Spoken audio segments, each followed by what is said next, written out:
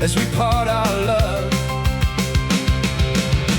Know this much of my desire, that I never loved a woman so much.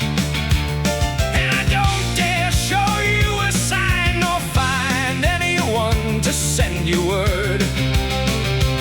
I'm leaving, I commend you to God, to the spiritual Lord. I can't help but lament, for our company is parting. I'm going to a strange land.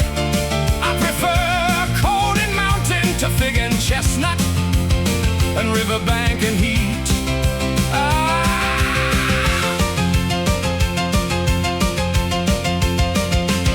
There goes my sorrowful heart, and here stays my spirit.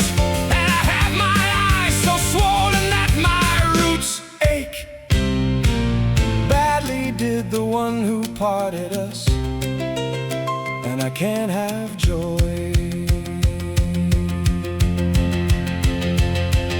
Safe and sound I would be healed when I'm asleep, if I were so close to her, that in the guise of a partridge I could kiss her upturned eyes and a fresh little color.